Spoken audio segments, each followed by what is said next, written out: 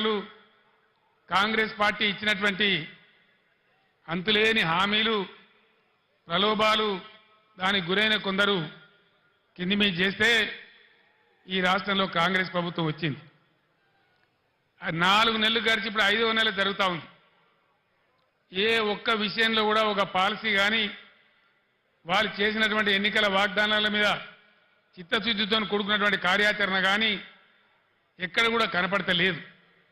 వసతులు వనరులు ఉన్న వాటిని వాడుకునే నైపుణ్యం కనపడతలేదు.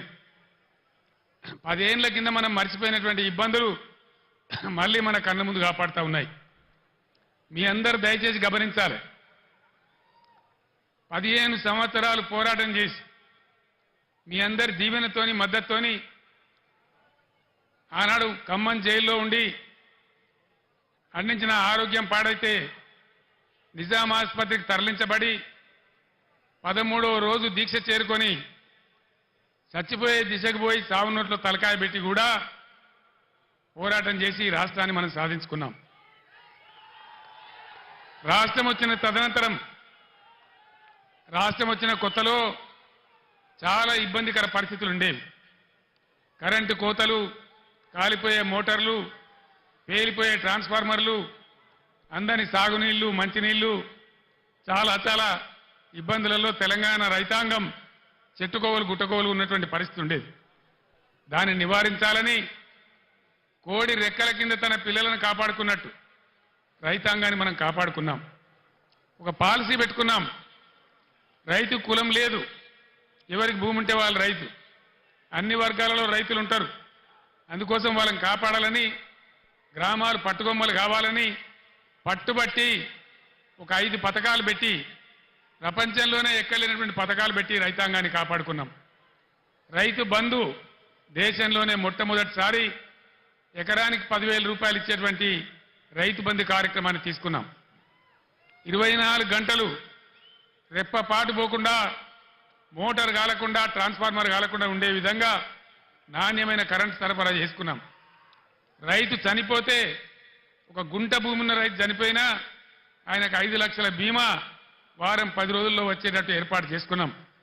అదేవిధంగా రైతుల పంట మొత్తం ప్రభుత్వమే కొనుగోలు చేసి నేరుగా వాళ్ళ బ్యాంకులలో రైతు బంధు వచ్చే విధంగా చేసుకున్నాం.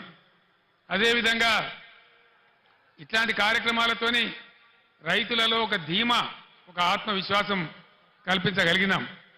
అంబేద్కర్ గారు వెనుకబడిన తరగతుల గురించి పోరాటం చేసిన జ్యోతిబా పూలే గారు చూపించిన మార్గంలో గత 70 ఏళ్లలో లేనటువంటి 1100 గురుకుల పాఠశాలలు, వాటన్నిటిని జూనియర్ కాలేజీలుగా మార్చుకున్నాం. అవన్నీ కూడా మీ కళ్ళ ముందర ఉన్నాయి.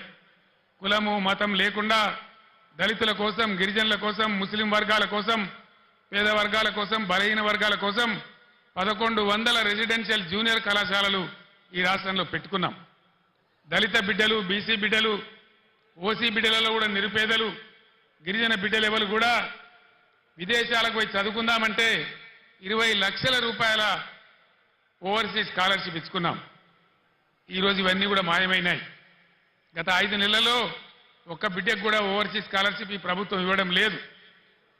దళిత వాడలు ధనిక వాడలు కావాలని దేశంలోనే ఎక్కడ లేనటువంటి విప్లవాత్మకమైనటువంటి మార్పు, సంవత్సరానికి 1 లక్ష కుటుంబాలు, 2 లక్షల కుటుంబాలు బాగు చేసుకుంటూ పోవాలని 10 లక్షల రూపాయలు ఇచ్చుకుంటూ ఒక కుటుంబానికి దళిత బంధు కార్యక్రమాన్ని తీసుకున్నాం.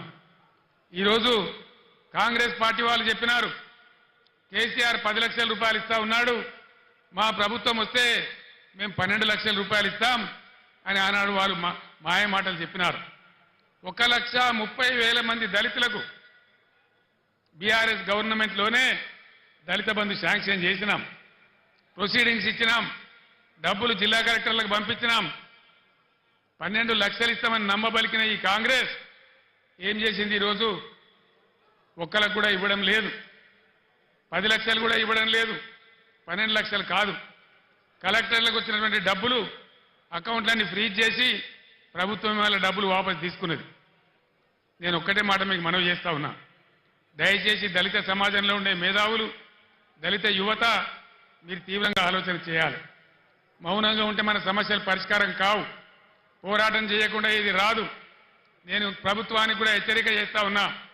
1,30,000 మంది దళిత బిడ్డలను